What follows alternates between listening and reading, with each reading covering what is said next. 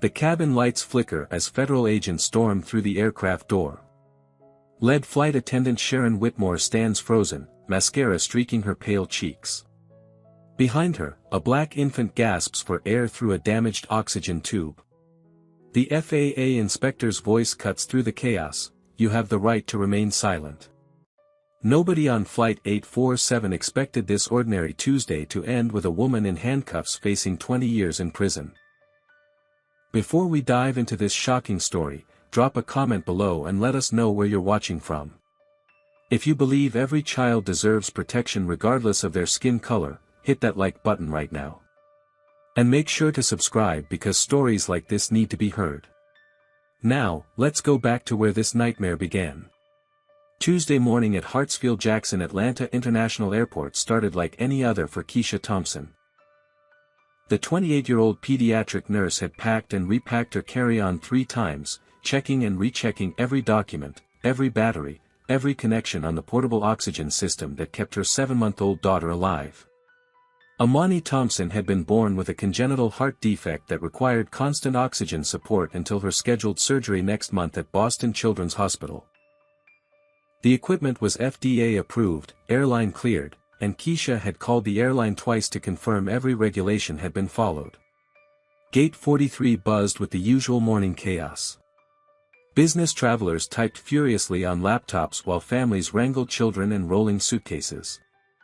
Keisha arrived 90 minutes early for the pre-boarding process, her daughter nestled against her chest in a carrier, the small oxygen concentrator humming quietly in the diaper bag on her shoulder. The gate agent, a young man named Marcus, smiled warmly when he saw them approach. He verified Amani's medical documentation with careful attention, checking the letter from her cardiologist, the FAA approval number, and the airline's own medical clearance that Keisha had obtained 2 weeks prior. Everything was perfect. Everything was legal. Everything should have been fine. When pre-boarding was announced, Keisha moved through the jetway with practiced efficiency. She had flown this route twice before for consultations with Amani's surgical team. She knew the routine. First-class passengers glanced up briefly as she passed, their eyes sliding over her and the baby with polite disinterest. She made her way to seat 12A, a window seat she had specifically selected for its proximity to the emergency equipment and extra space. The FAA-approved car seat was already installed by ground crew, double-checked by another agent. Keisha carefully transferred Amani from the carrier into the seat, her hand steady despite her racing heart. She connected the oxygen cannula to her daughter's tiny nose, checked the flow rate, and watched the portable monitor clip onto Amani's foot. The numbers glowed reassuringly, oxygen saturation at 95%, heart rate steady at 120 beats per minute. As other passengers began boarding, Keisha organized her space with methodical precision. The backup oxygen tank went under the seat in front of her, the charging cables were tucked into the seat pocket, and the monitor stayed clipped to her belt within constant view. A few passengers smiled at Amani as they passed. An elderly white couple cooed about how beautiful she was. A young black woman in a business suit gave Keisha a knowing nod, the kind of acknowledgement that passed between black mothers in white spaces. Most people simply moved past, lost in their own worlds of phone calls and coffee cups. Then Sharon Whitmore appeared. She was 45, blonde hair pulled back in the regulation bun, makeup applied with precision that suggested military training.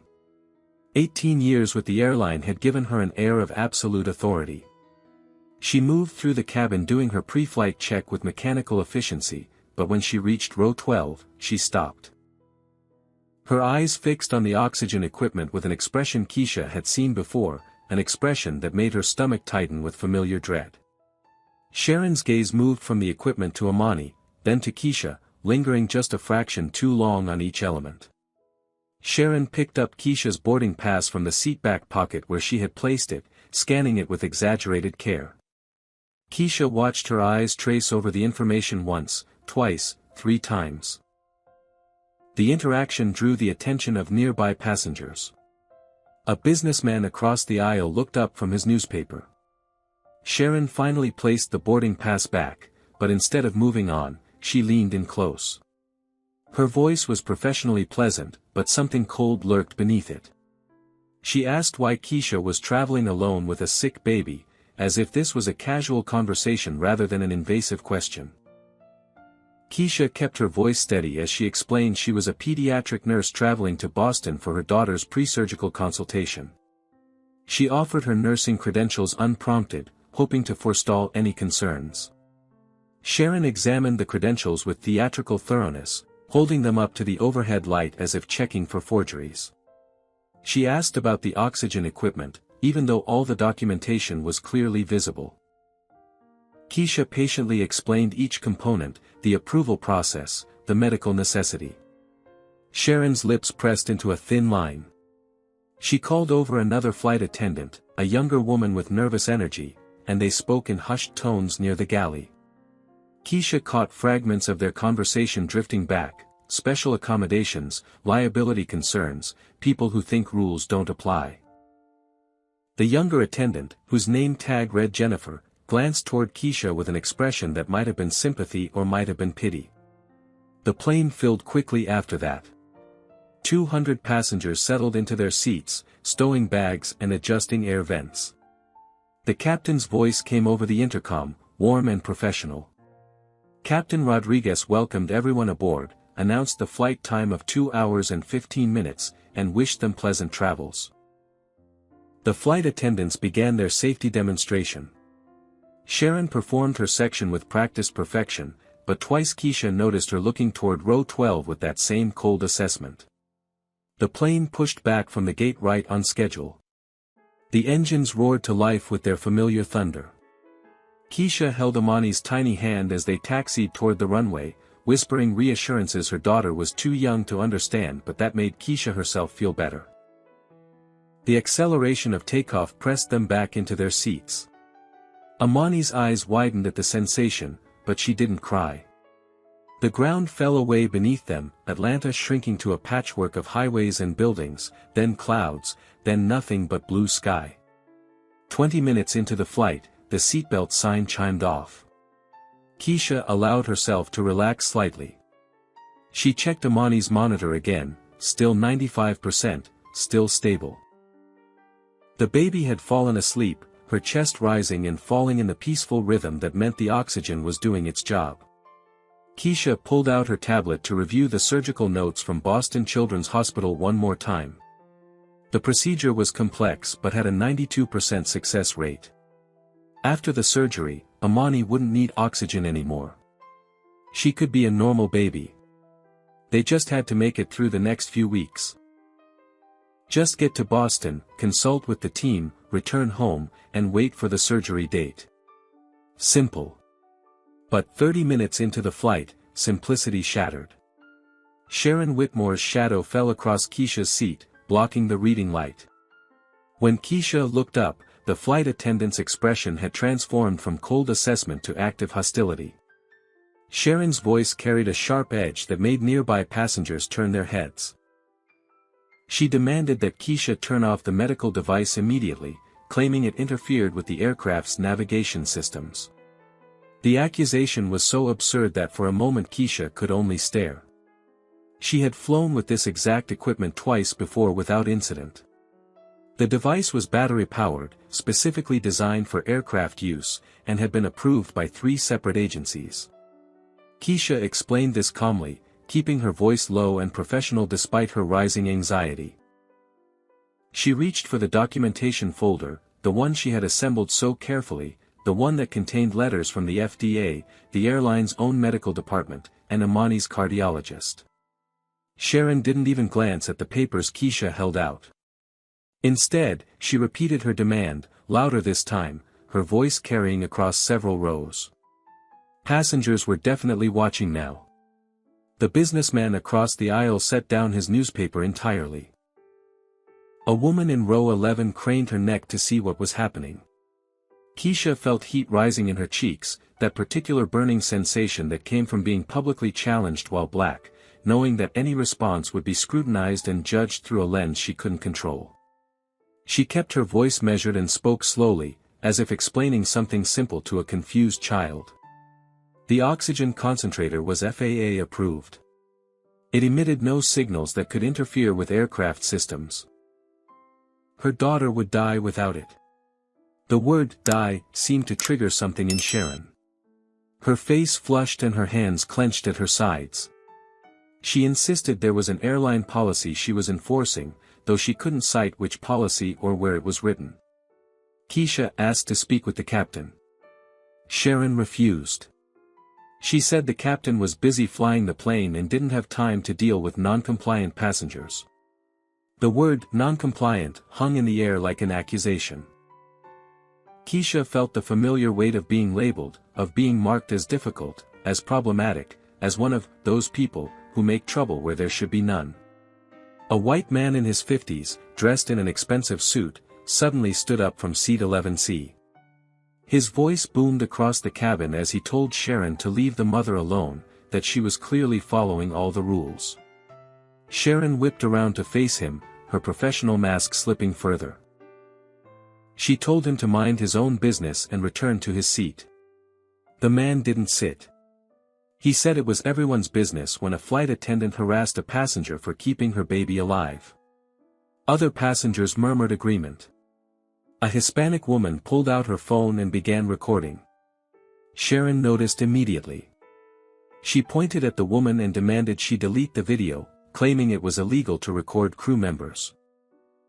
The woman, whose name was Sophia, calmly stated she knew her rights and was documenting what appeared to be discriminatory treatment. Sharon's face went from flushed to pale. She looked around the cabin as if suddenly realizing how many witnesses surrounded her, how many phones were now pointed in her direction.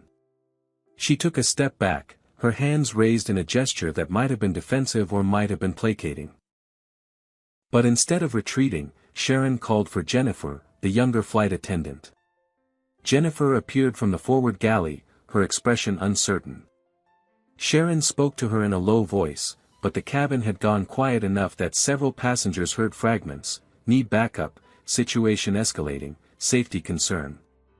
Jennifer looked at Keisha, at Amani sleeping peacefully in her car seat, at the oxygen equipment humming quietly, and then back at Sharon with obvious confusion.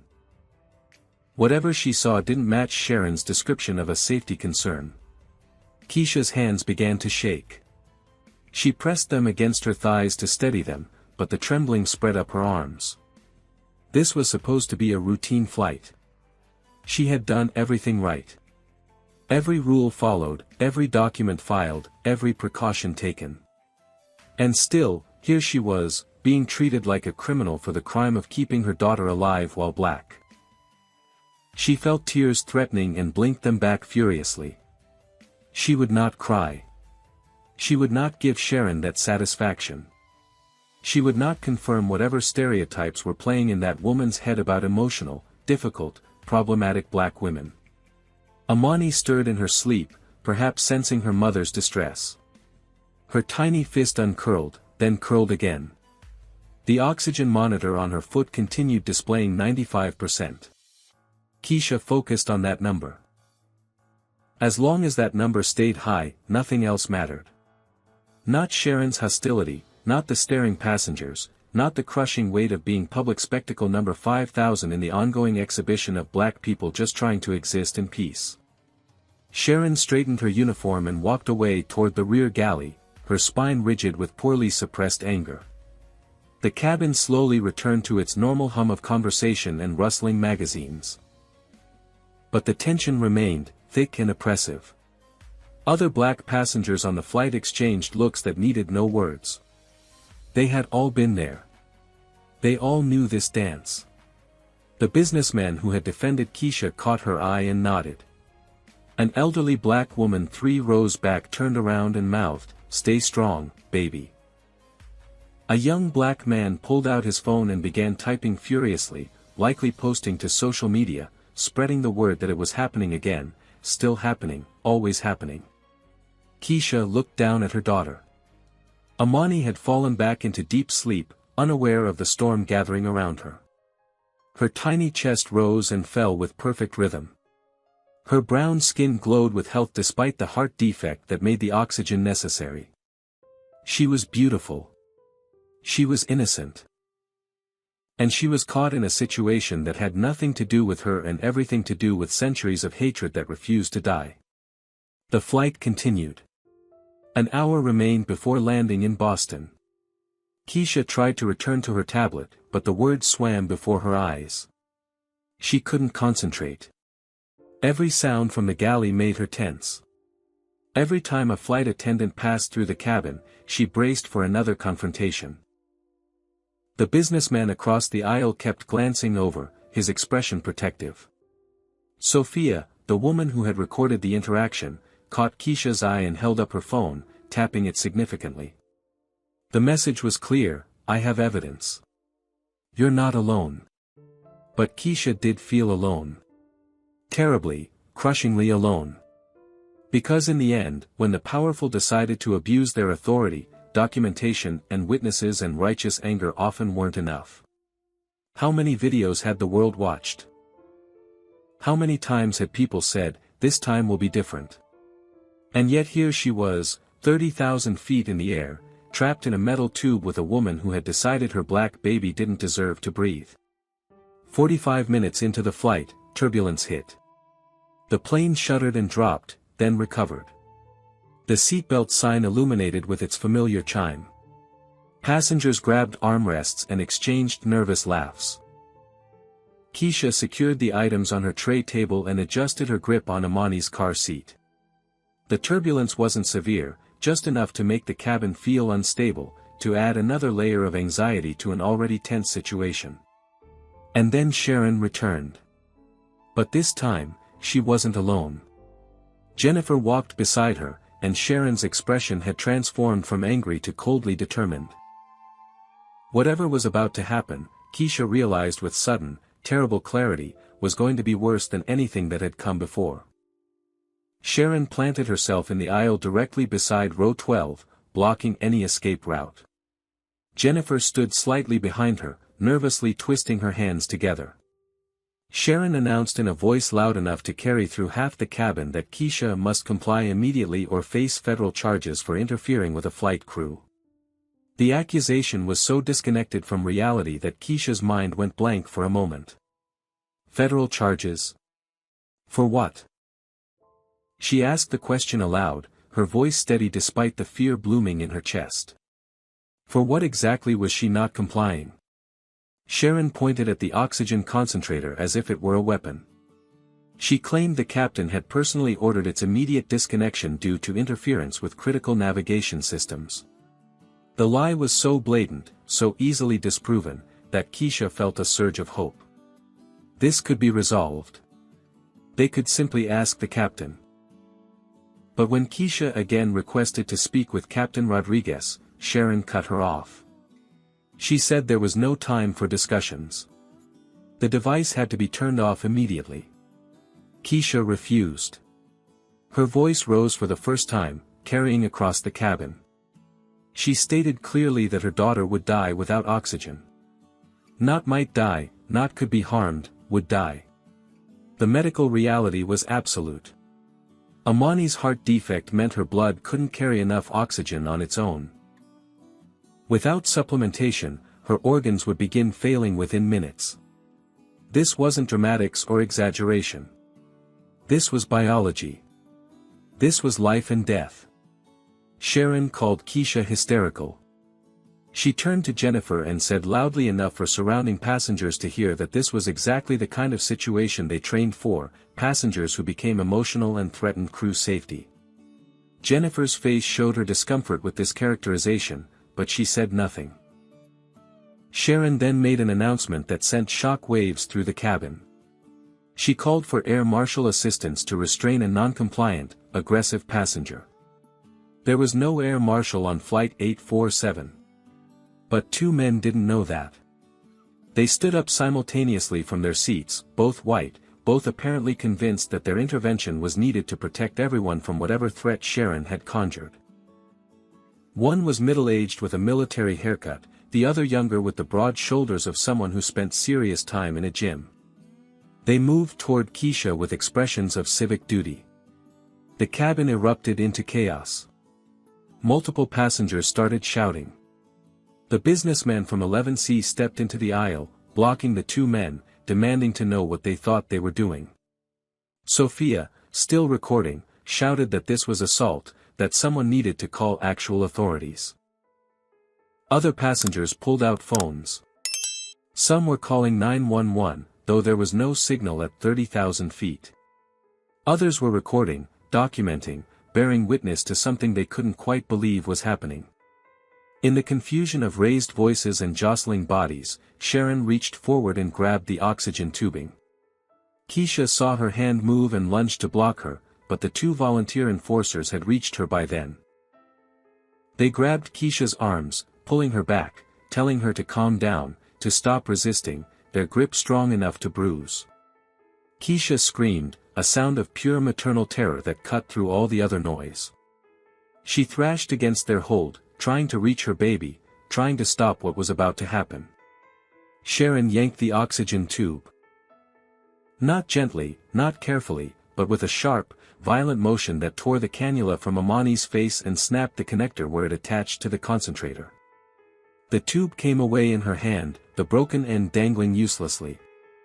The machine continued humming, but no oxygen flowed. The connection was destroyed. Amani's eyes flew open. For a moment, there was silence. Then she began to cry, but it was wrong, gasping and desperate. Within seconds, her lips started changing color. Pink faded to pale, pale shifted to blue. The oxygen monitor's alarm began shrieking. The number on the display dropped, 95%, 90%, 85%. Keisha broke free from the men's grip through pure desperation. She lunged for Amani, her hands shaking so badly she could barely work the car seat straps. She grabbed the broken tubing, trying frantically to reconnect it, but the plastic connector had shattered. There was no way to reattach it. The backup tank was under the seat, but it used the same connector. Everything ran through that one piece of broken plastic that Sharon now held in her hand like evidence of victory. A man's voice cut through the chaos. "I'm a paramedic. Let me through." Carlos Martinez pushed past the stunned volunteers, medical training overriding any hesitation. He took one look at Amani and started barking orders. He told Keisha to get the backup tank. He pulled a multi-tool from his pocket and began working on the broken connector, trying to create a makeshift attachment. His hands moved with practiced speed, but even Keisha could see the setup was precarious. Amani's oxygen saturation continued falling. 82%. 78%. The monitor's alarm changed pitch, becoming more urgent.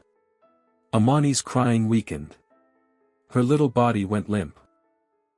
Carlos got the jury-rigged connection attached and oxygen began flowing again, but it was unstable, leaking around the improvised seal. The saturation number started climbing, but slowly. 79%. 81%. 84%. But it stuck there, wouldn't go higher. The leak was too significant. Carlos looked at Keisha, and she saw fear in his eyes. He said quietly, for only her to hear, that this wasn't enough. Amani needed proper equipment, needed a hospital, needed it soon. Every minute at reduced oxygen saturation was doing damage. Maybe reversible, maybe not. There was no way to know. Sharon stood frozen 3 feet away, the broken tubing still in her hand. Her face had gone white. She stared at Amani's blue-tinged lips, at the frantic activity, at the screaming monitor. For the first time, she seemed to comprehend what she had done. But instead of horror or remorse, her expression shifted to something worse, self-preservation. She dropped the tubing as if it had burned her and took a step back, then another. Captain Rodriguez's voice boomed from the cockpit door. He had left his post, leaving the co-pilot in control, because the situation in the cabin had escalated beyond anything a pilot should ignore. He took in the scene with a single sweeping glance. The gasping baby, the broken equipment, the crying mother, the paramedic working frantically, Sharon backing away, Jennifer standing paralyzed. His jaw clenched and his hand moved to the radio clipped to his belt. He spoke 4 words that would change everything: declare emergency. Divert now. The captain's orders transformed the atmosphere instantly. The co-pilot's voice crackled over the radio, declaring a medical emergency to air traffic control. The plane began banking, the turn steep enough that passengers grabbed their armrests. Captain Rodriguez announced to the cabin that they were diverting to Richmond International Airport, approximately 30 minutes away, and emergency medical personnel would meet them on arrival. His voice carried an edge of barely controlled anger that made even the most oblivious passengers realize something serious had happened. Sharon started crying.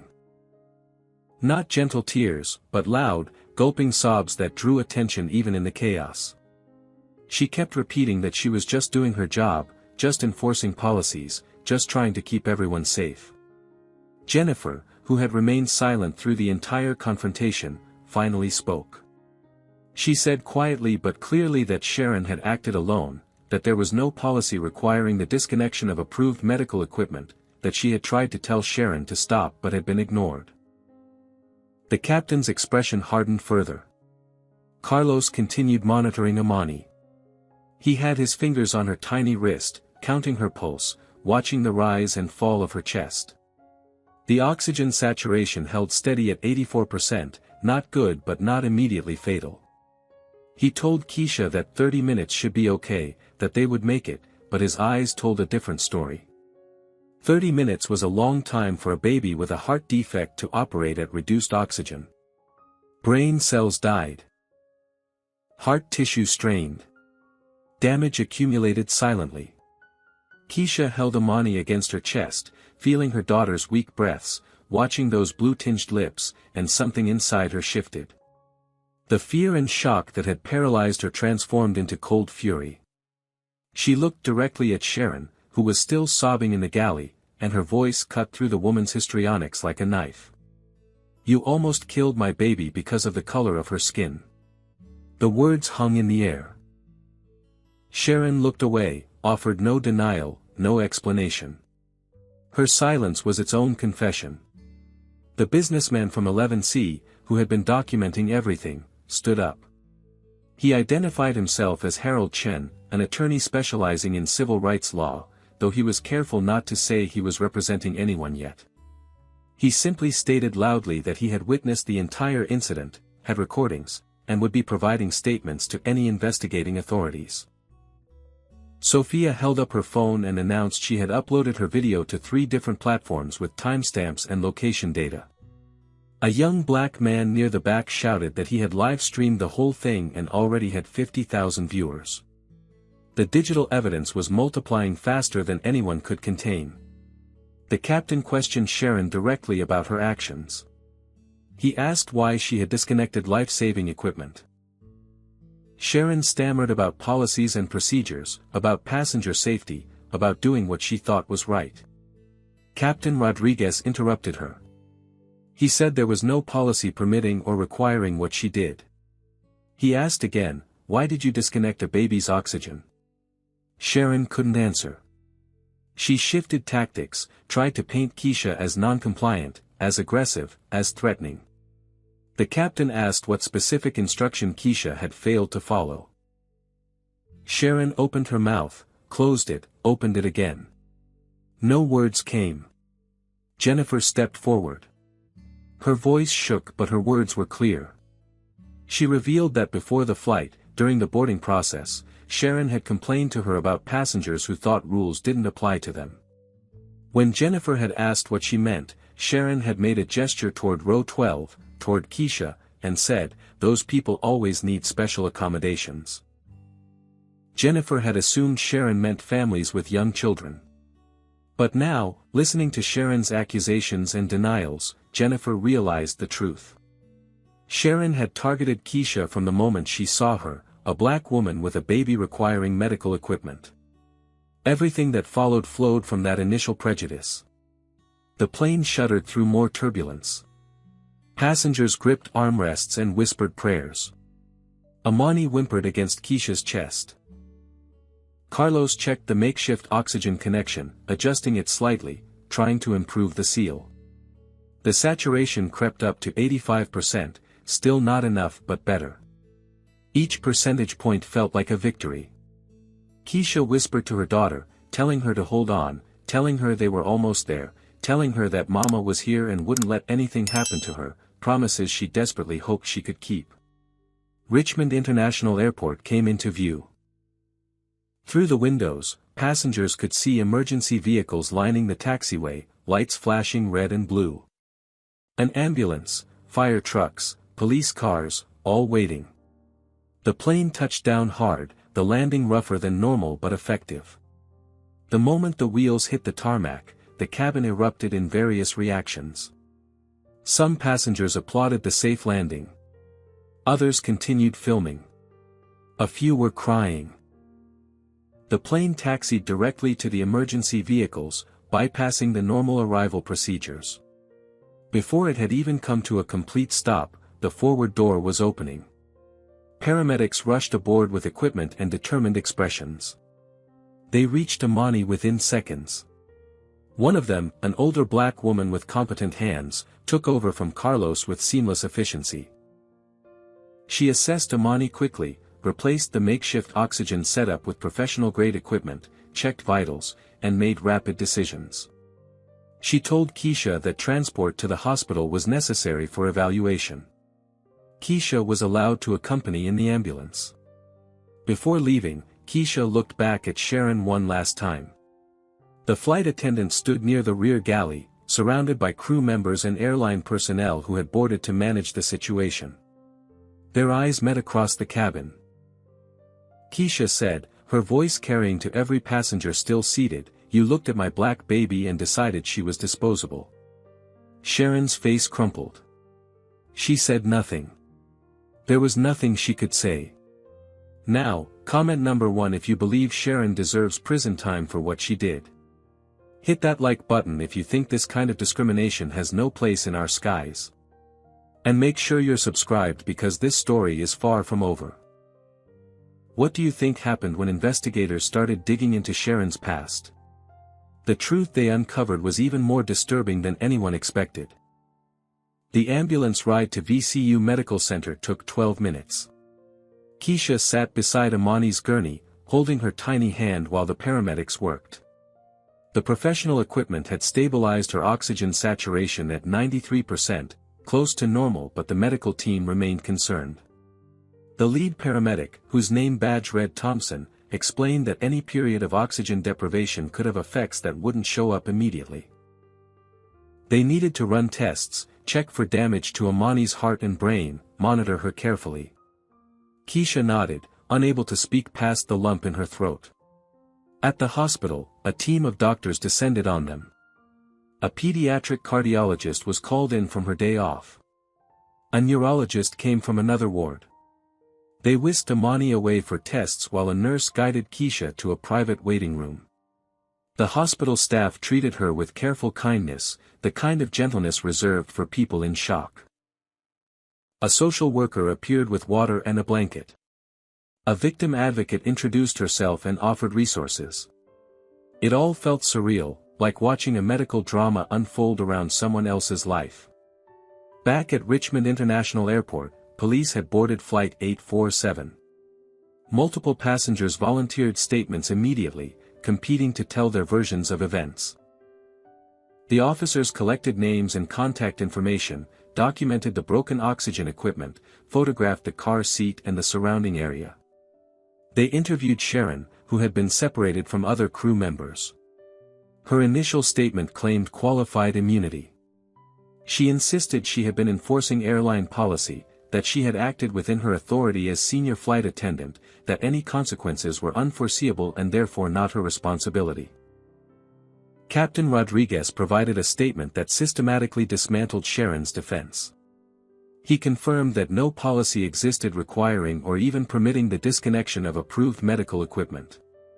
He stated that Sharon had acted without authorization, against his orders, and in direct violation of multiple FAA regulations. When asked if Sharon had consulted him before taking action, he gave a single-word answer: never. The officers asked Sharon why she had disconnected the life-saving equipment. She stammered through various explanations, each less coherent than the last. She claimed the device was interfering with navigation, though she couldn't explain how she had determined this or why the pilots hadn't noticed. She said the mother was non-compliant, but couldn't specify what instruction had been refused. She suggested the situation was escalating and required immediate intervention, though multiple witnesses testified the only escalation came from Sharon herself. When pressed harder, Sharon broke down. She said she was tired, stressed, dealing with difficult passengers all day every day. She claimed Keisha had been demanding and entitled, though what demands Keisha had supposedly made remained unclear. The officers asked if Sharon's actions might have been influenced by racial bias. Sharon reacted with theatrical shock. She insisted she didn't see color, treated everyone the same, had no prejudice in her heart. The officers exchanged glances. They had heard these denials before. Jennifer provided the most damaging testimony. She described Sharon's comments before the flight about those people needing special accommodations. She revealed that Sharon had a reputation among other crew members for being particularly strict with passengers of color. Several flight attendants had complained to supervisors over the years, but nothing had ever been done. Jennifer's hands shook as she spoke, but her voice remained steady. She said she should have done more to stop Sharon, should have contacted the captain immediately, should have protected that baby. Her guilt was palpable. Sophia's video had already spread across social media. News outlets were picking it up, broadcasting it with shocked commentary. The hashtag Flight 847 began trending. Civil rights organizations issued statements. Politicians weighed in. The airline stock started dropping in after-hours trading. Public outrage built like a tidal wave, each share and retweet adding to its momentum. The police placed Sharon under arrest for assault. They cited state charges, assault on a minor, reckless endangerment, child abuse. Sharon's shock appeared genuine. She actually said, her voice breaking with disbelief, "You can't arrest me. I'm a flight attendant." The officer reading her rights replied flatly that flight attendants were not above the law. They handcuffed her and led her toward a waiting police car. Passengers still on the plane, waiting to disembark, watched through the windows. Some filmed it. Sharon kept her head down, her blonde hair falling forward to hide her face. Then a black SUV pulled up on the tarmac. A woman in a dark suit emerged, showing credentials to the local police. FAA senior investigator Patricia Morrison had arrived. She was 55, black, with silver hair and an expression that suggested she had seen everything and was impressed by none of it. She had been in Indianapolis handling another case when word of Flight 847 reached her office. She had immediately boarded a flight to Richmond. This case was hers now. Morrison reviewed the videos on scene, watching them on officers' phones and passengers' devices. Her expression never changed, but something cold and determined settled into her eyes. She had spent 30 years investigating incidents on aircraft, had seen crashes and near misses and human error in countless forms. But this was different. This was malicious. This was a woman with authority deliberately harming a helpless baby. Morrison approached the local police and identified herself. She explained that because the incident occurred on a federal aircraft in flight, federal jurisdiction applied. She was taking custody of the suspect. The local officers deferred immediately. Morrison walked to the police car where Sharon sat in the back seat. She opened the door and studied the woman who had caused so much harm. Sharon looked up hopefully, perhaps expecting federal authorities to be more sympathetic than local police. Morrison's first words dashed that hope. She informed Sharon that she was being charged federally with assault on a minor in federal jurisdiction, interfering with a medical device, child endangerment on an aircraft, and violating civil rights under color of authority. Each charge carried significant prison time. Combined, Sharon was looking at 20 years or more. Sharon's face went white. She started to speak, but Morrison held up a hand. She said Sharon had the right to remain silent and would be wise to exercise it. Anything she said would be used against her in federal court, where conviction rates exceeded 90%. Sharon's mouth snapped shut. Morrison closed the car door and turned to the assembled officers and airline personnel. She announced that the FAA was launching a full investigation not just into this incident but into the airline's handling of prior complaints against Sharon Whitmore. She wanted personnel files, training records, passenger complaints, everything. She wanted it within 24 hours. At VCU Medical Center, Keisha sat in the ICU waiting room, her phone buzzing incessantly with calls and messages she couldn't bring herself to answer. Finally, a doctor emerged. Amani's tests showed no permanent damage. The oxygen deprivation had been serious but brief enough that her organs had weathered it. Her heart, already compromised by the congenital defect, showed some strain but was recovering. They wanted to keep her for observation overnight, but the prognosis was good. Keisha broke down, sobbing with relief that shook her entire body. Her mother Diane arrived 2 hours later, having driven from Atlanta at speed she would never admit to. She swept into the hospital like a force of nature, hugging Keisha with fierce strength. She was 62, a retired teacher who had raised 3 children through segregation and integration and every form of casual and overt racism in between. She looked at her granddaughter in the hospital bed and something old and tired passed over her face. "Still fighting the same fights," she murmured. "Still protecting our babies from people who think they're worthless." Keisha's brother Jerome arrived shortly after, having caught a flight from Chicago where he practiced law. He was 35, sharp-minded, with a reputation for winning difficult cases. He took one look at his sister's exhausted face and his niece's small form hooked up to monitors, and his jaw set with determination. He told Keisha he was making calls. He knew people. Civil rights organizations, media contacts, attorneys who specialized in cases exactly like this. This wasn't over. This was just beginning. FAA investigator Patricia Morrison arrived at VCU Medical Center late that evening. She found Keisha in Amani's room, sitting beside the hospital crib, one hand resting on her daughter's chest to feel each breath.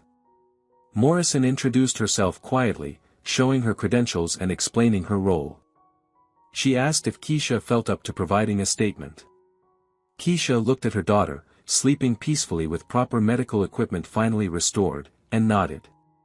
She felt up to it. She wanted everyone to know exactly what had happened.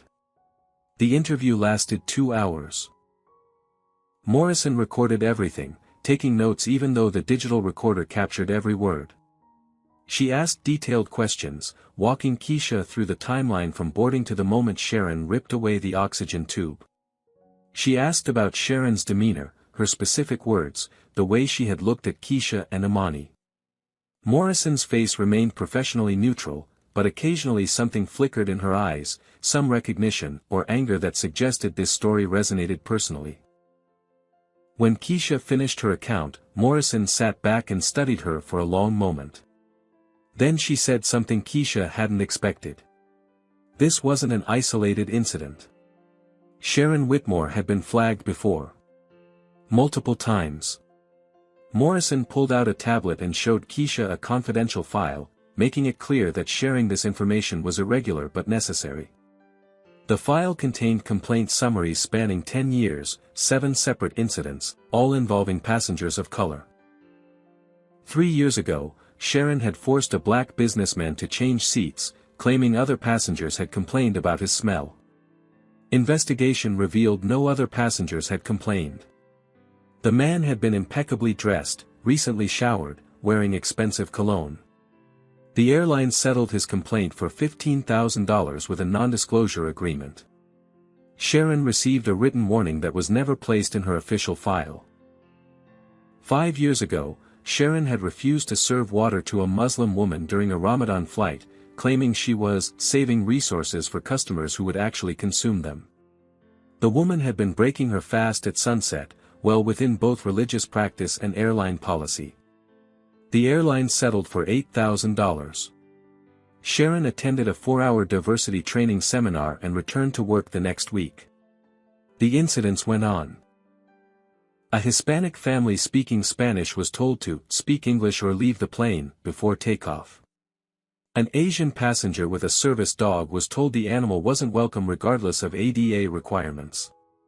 A black teenager listening to music was threatened with restraints for being intimidating, though his music was playing at low volume through headphones. Every single complaint had been settled quietly, buried under NDAs, resolved with small payouts that amounted to rounding errors in the airline's budget. Sharon had never faced real consequences. Not once. Morrison's anger finally showed through her professional facade. She told Keisha that airlines had been getting away with this pattern for decades. They found it cheaper to settle complaints than to properly train staff or remove problematic employees. They relied on NDAs to keep patterns hidden. But this time was different. This time there were videos, witnesses, a baby in the hospital, and federal charges that couldn't be settled away. This time, Morrison was going to make sure everyone saw the pattern. Keisha asked what would happen to Sharon. Morrison explained the federal charges carried serious weight. Assault on a minor, especially one involving life-threatening harm, could mean 10 years alone. Interfering with medical equipment added another 5. Civil rights violations under color of authority, when proven, added time and ensured the case would receive attention from the Justice Department's Civil Rights Division. Sharon was looking at 15 to 20 years if convicted on all counts. Given the evidence, conviction seemed almost certain. The airline faced massive liability. Civil lawsuits would follow the criminal case. Keisha could sue for damages, emotional distress, medical costs, punitive damages. Other victims whose complaints had been buried could potentially file suit now that the pattern was exposed. The airline's practice of concealing complaints might constitute fraud or conspiracy. Morrison had already referred the matter to the Department of Transportation's Office of Inspector General. Federal investigators would tear through the airline's records, looking for systematic discrimination. Jerome entered the room as Morrison was finishing her explanation. He had been making phone calls, coordinating with civil rights attorneys and media contacts. He introduced himself and asked Morrison pointed questions about federal procedures, evidence preservation, potential outcomes. Morrison answered with lawyer-friendly precision. Jerome nodded, satisfied. He told Keisha he had spoken with Benjamin Foster, a prominent civil rights attorney based in Atlanta. Foster wanted to meet as soon as Keisha returned home. The media circus had already begun outside the hospital. News vans lined the street. Reporters did stand-ups with the hospital entrance visible behind them. The story had every element that drove coverage: a helpless baby, a villainous authority figure, dramatic video, racial injustice, and a resolution still unfolding. Morning shows were booking segments. Cable news was running it hourly. Social media had exploded with hashtags and think pieces and calls for boycotts and justice. Diane sat with Amani while Keisha stepped into the hallway to call Benjamin Foster. The attorney answered on the first ring. He had been expecting her call. He explained his background: 25 years fighting civil rights cases, victories against police departments and corporations and government agencies. He had seen patterns like this before. He knew how to fight them. He asked Keisha what she wanted. Not what the lawyers wanted or what activists wanted, but what she personally needed from this situation. Keisha looked through the door at her daughter. She thought about the 7 other victims Morrison had mentioned, the ones whose cases had been buried. She thought about every black parent who had ever been treated as suspicious or dangerous for simply existing. She said she wanted to make sure this never happened again. Not to her, not to anyone. Foster was quiet for a moment, then said those were exactly the right words. He would take the case. He would fight for systemic change, not just a settlement. He would make this matter. In the federal holding facility, Sharon sat in a cell designed for short-term detention. The airline had initially provided a high-priced attorney, but after Morrison upgraded the charges to federal level and announced the pattern investigation, the airline quietly withdrew support. They issued a statement calling Sharon a rogue employee whose actions did not reflect company values. They suspended her without pay pending the investigation's outcome. The expensive attorney stopped returning her calls. Sharon now had a public defender, overworked and underpaid, handling 200 cases simultaneously. He visited her in holding and reviewed the evidence. Multiple videos from multiple angles, dozens of witness statements, physical evidence of the damaged equipment, medical records documenting Amani's oxygen deprivation, and worst of all, Jennifer's testimony about Sharon's prior comments and targeting of passengers of color. He told Sharon bluntly that the case was unwinnable. The prosecution would offer a plea bargain. She should take it.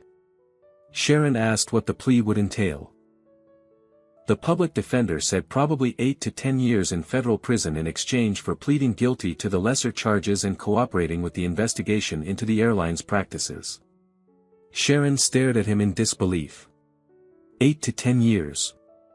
She was 45 years old. She would be 55 when released, assuming good behavior.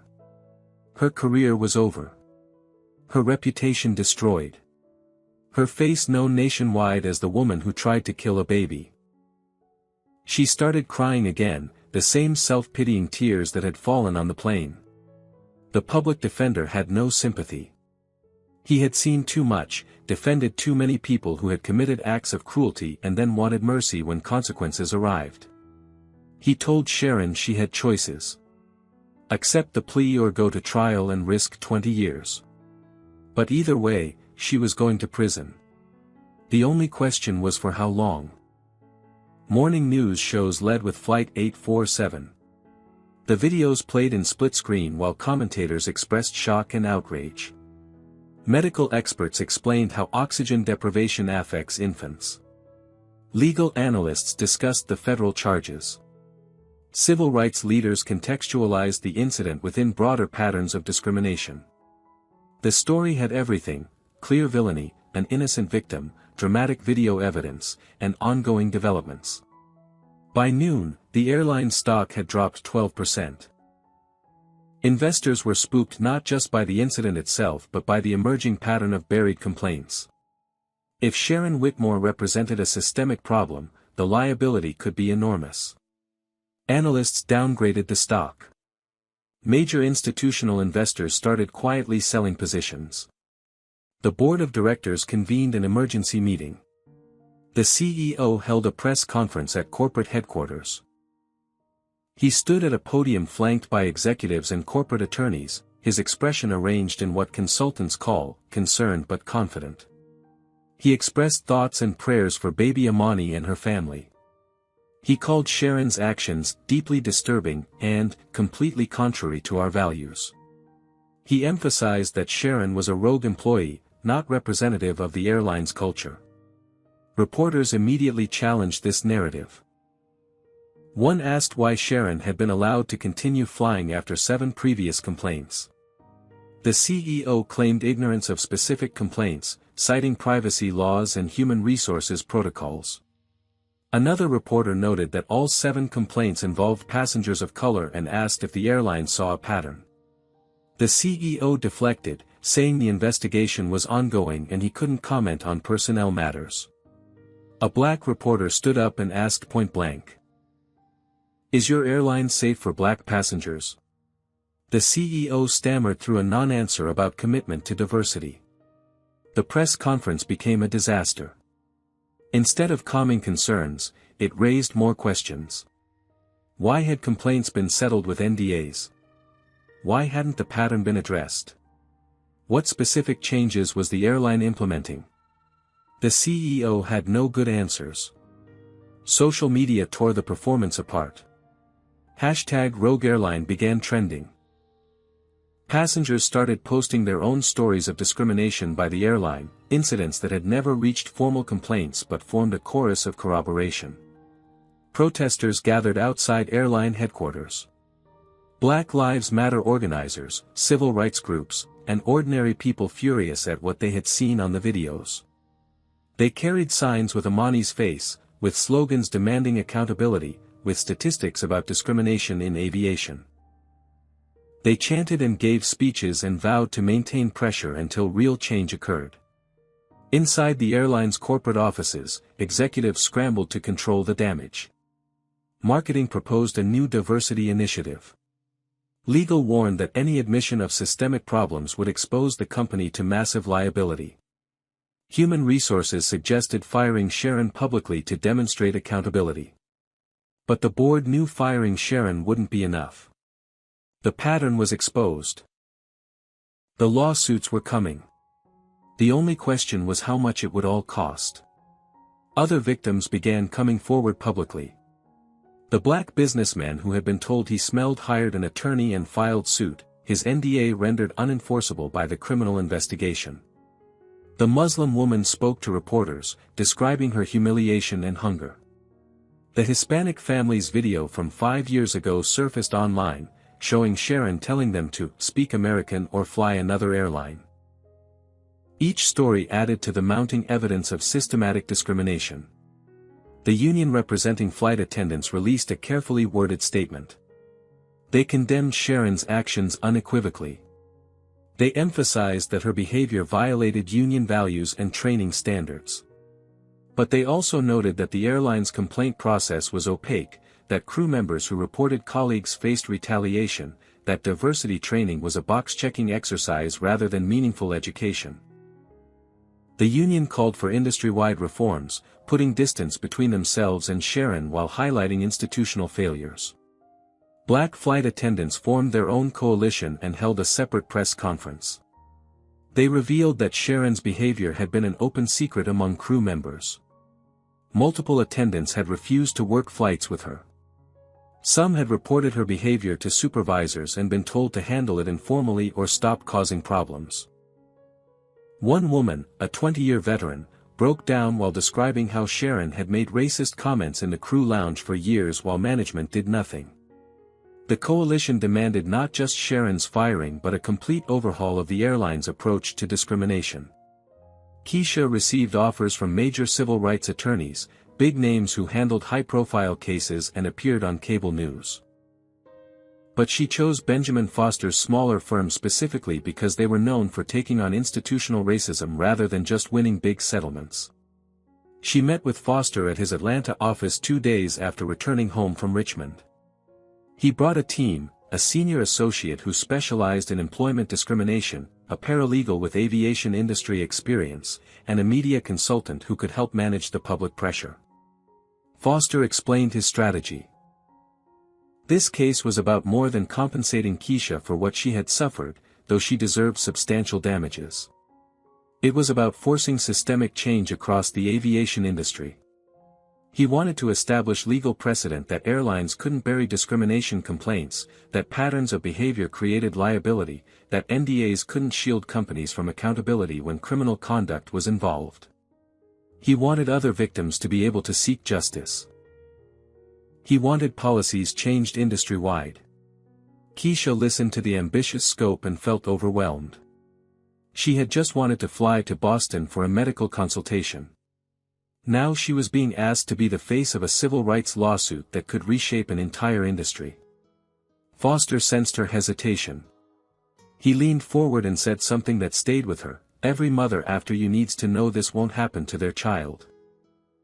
Keisha thought about the elderly black woman on the plane who had lost her son in a similar circumstance decades ago, justice never served.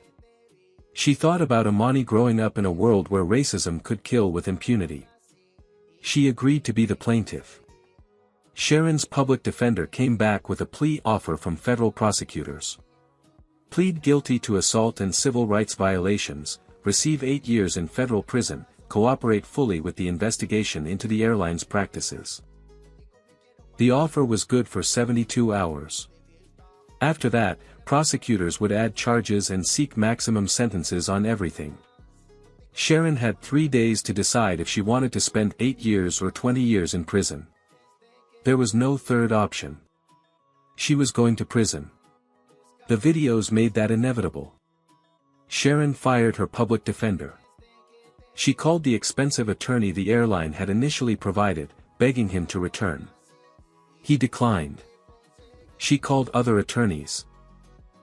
They quoted fees she couldn't afford. She called her union representative, who explained the union couldn't provide legal defense for criminal charges arising from behavior that violated union policies. She was alone. Finally, she asked for her public defender back and said she would take the plea. He told her it was too late. She had wasted 2 of her 3 days firing and rehiring him. He would try to get the offer extended, but prosecutors had no obligation to agree. 3 months passed. Amani had her heart surgery at Boston Children's Hospital. The procedure was successful. She no longer needed supplemental oxygen. She was becoming a normal, healthy baby. Keisha tried to focus on this victory, tried to let the joy of her daughter's health overshadow the trauma of Flight 847. But the upcoming trial loomed over everything. Federal prosecutors decided to proceed with trial rather than accepting any plea bargain. The case was too high profile, the evidence too overwhelming, the public too invested in seeing justice served. Sharon faced 6 federal charges: assault on a minor, interference with medical equipment, violating civil rights under color of authority, child endangerment on federal aircraft, making false statements to federal investigators, and obstruction of justice. The last 2 charges had been added when investigators discovered Sharon had deleted social media posts and texts in the days after her arrest.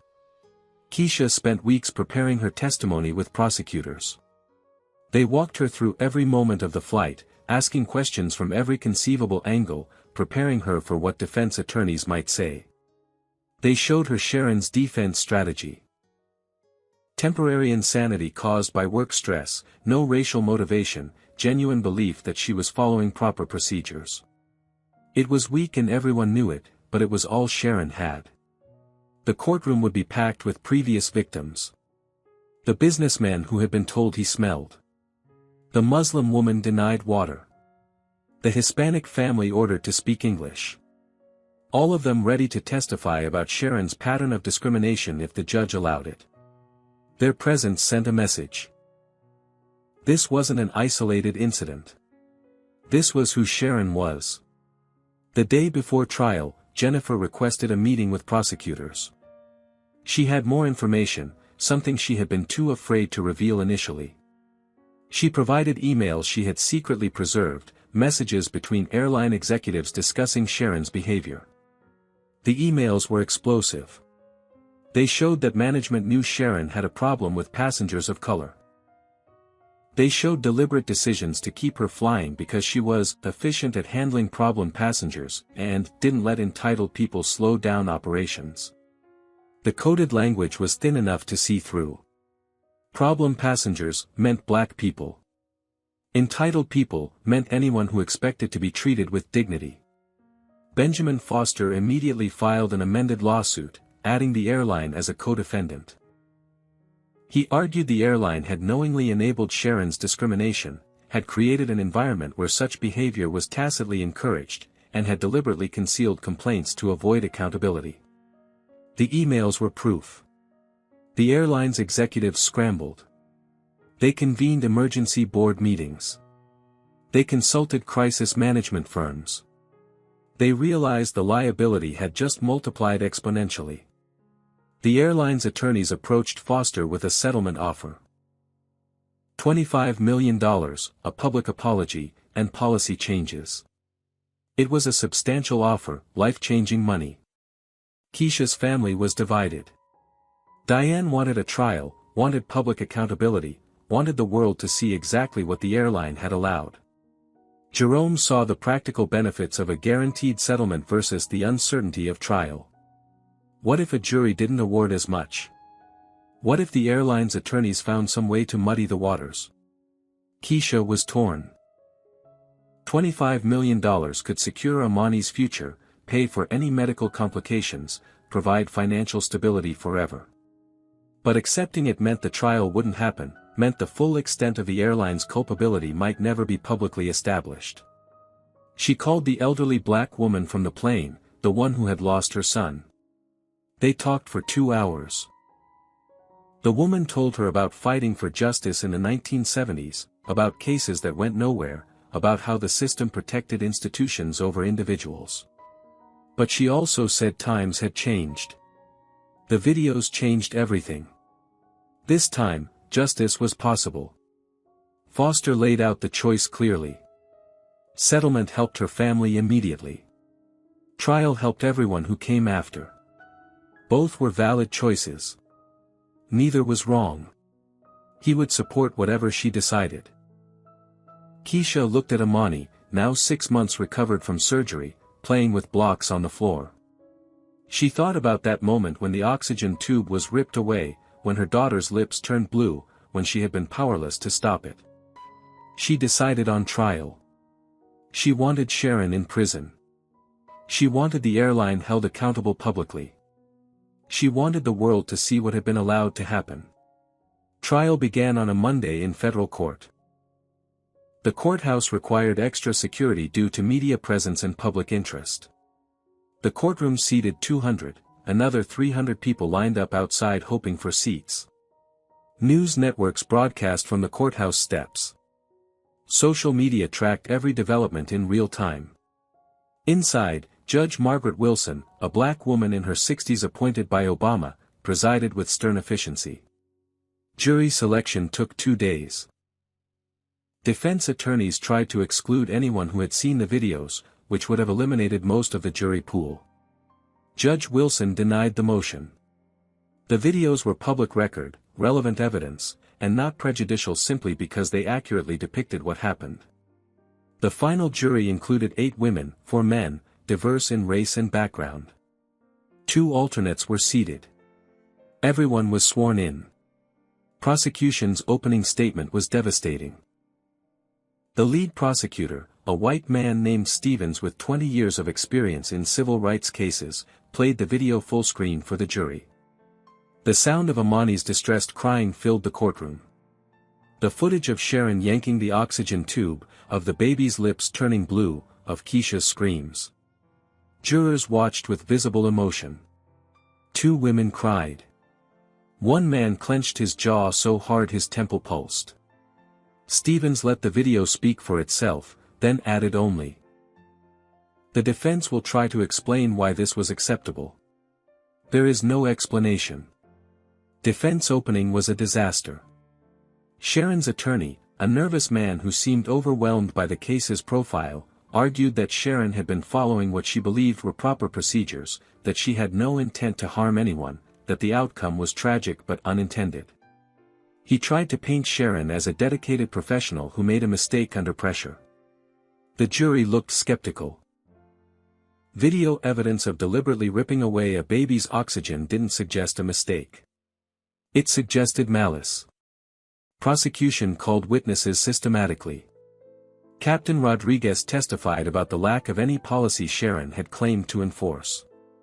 Carlos, the paramedic, described the medical emergency and how close Amani came to death. Passengers testified about Sharon's hostility and racially charged comments. Jennifer gave devastating testimony about Sharon's pattern of targeting passengers of color and the airline's deliberate inaction. The evidence mounted like a physical weight. The most powerful moment came when Keisha testified.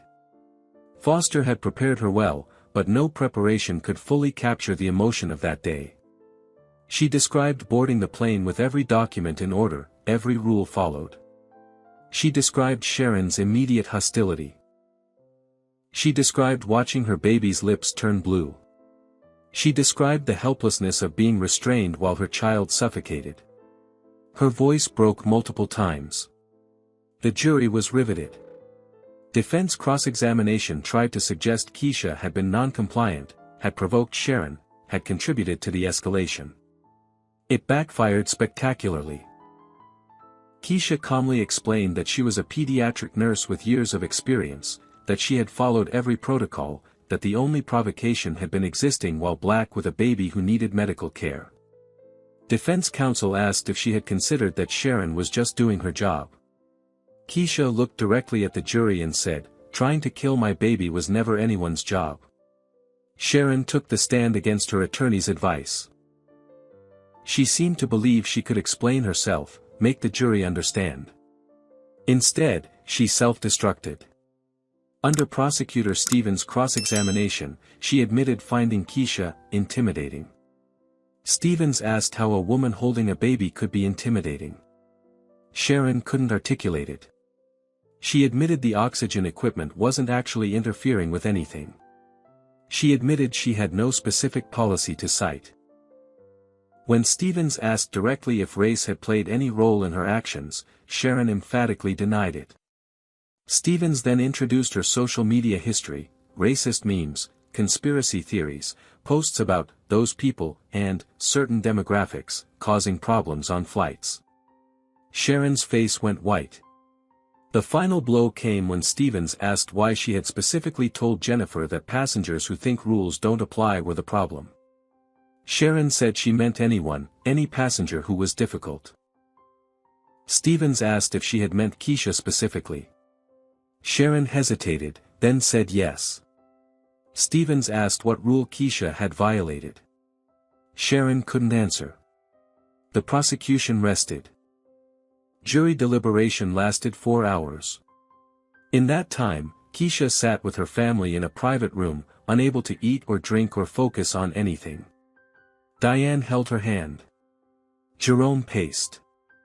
Foster checked his phone compulsively. Amani, now 14 months old and healthy, played obliviously with toys. Finally, word came, the jury had reached a verdict. The courtroom filled again. Sharon was brought in wearing civilian clothes, looking diminished and exhausted. Judge Wilson asked the jury foreman, a middle-aged black man, if they had reached a verdict. He said yes. The clerk read the charges one by one. Assault on a minor, guilty. Interference with medical equipment, guilty. Violating civil rights, guilty. Child endangerment, guilty. False statements, guilty. Obstruction, guilty. Sharon collapsed in her chair. Her attorney caught her shoulder. The judge banged the gavel for order. Keisha closed her eyes.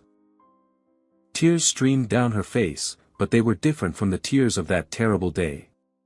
These were tears of validation, of justice acknowledged, of the system actually working. Diane squeezed her hand so hard it hurt.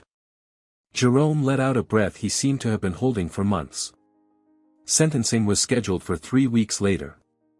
In that time, the civil lawsuit against the airline proceeded to settlement negotiations. With the criminal conviction establishing Sharon's guilt and the airline's knowledge of her pattern, the company's position was indefensible. They settled for $50 million, the largest discrimination settlement in aviation history. The settlement included mandatory policy changes.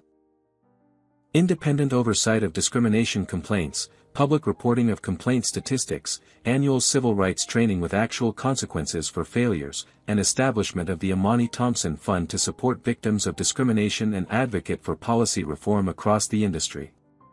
3 airline executives resigned. The CEO, the head of human resources, and the vice president of operations all stepped down amid the scandal. The board appointed new leadership and promised comprehensive reform. Whether those promises would materialize remained to be seen, but the public pressure made backsliding difficult. Sentencing day arrived. Before Judge Wilson imposed sentence, she asked if anyone wished to address the court.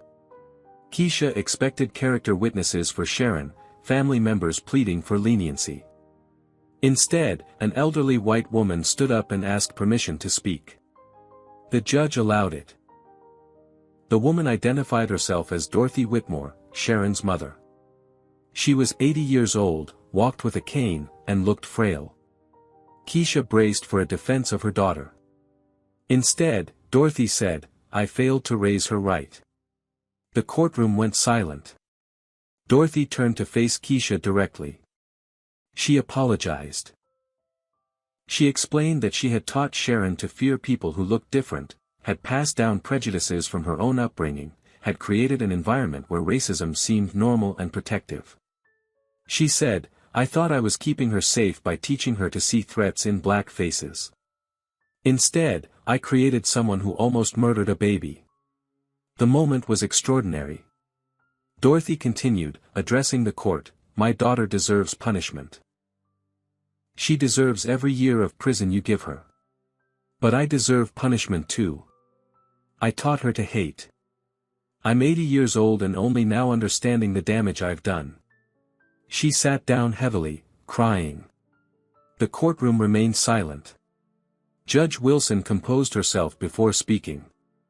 The judge sentenced Sharon to 15 years in federal prison, followed by 10 years probation. She would be permanently banned from working in aviation. She would be required to complete racial bias rehabilitation programming. She would have to register her conviction, making future employment difficult. The judge noted that while Sharon's actions were reprehensible, they arose from learned behavior, from systemic racism that corrupted individuals and institutions alike. Punishment was necessary, but so was understanding the deeper causes. Sharon was led away in handcuffs. She looked back once at her mother, who was still crying. There was no redemption in that look, no forgiveness, just a kind of mutual recognition of destruction passed between generations. 6 months after sentencing, Congress held hearings on discrimination in aviation. Keisha was invited to testify. She sat at a table facing dozens of representatives and senators, holding Amani on her lap. The 18-month-old was healthy, energetic, showing no lasting effects from her ordeal. Keisha testified about Flight 847, about the systemic failures that allowed it to happen, about the need for federal legislation. The result was Amani's Law, requiring airlines to publicly report discrimination complaints, creating a federal database accessible to passengers, ending the practice of secret settlements with NDAs in discrimination cases, and establishing mandatory oversight mechanisms. The bill passed with bipartisan support. Passenger rights advocates called it the most significant aviation civil rights legislation in decades. 1 year after Flight 847, Keisha boarded an airplane again. Different airline, different route, but still the same anxiety. She had Amani, now 20 months old and oxygen-free. They were flying to visit Diane in Atlanta. As she boarded, a young black woman in a flight attendant uniform approached. She looked at Keisha and said quietly, "You're the reason I felt safe applying for this job." They embraced, two strangers connected by a moment that had changed everything. Keisha took her seat, buckled Amani in, and looked at her daughter's face. Amani was laughing, excited by the plane, unaware of the history she carried. Keisha whispered, "We changed the world, baby girl." The plane taxied to the runway, engines building power. And this time, finally, they flew in peace. What do you think about Sharon's mother taking accountability? Drop a comment below with your thoughts on generational racism and how we break these cycles. If this story moved you, hit that like button and share it with someone who needs to hear it. Subscribe to this channel because we'll keep bringing you stories that matter, stories about justice, courage, and the fight for dignity in everyday moments. Thank you for watching, for caring, and for believing that change is possible when we stand together. May your journeys always be safe, your families always be protected, and may we all keep fighting until justice is just the way things are, not the exception we have to chase. Until next time, stay strong, stay vigilant, and never stop demanding the world our children deserve. This story reveals several crucial truths about systemic discrimination and the power of accountability. First, racism thrives in silence.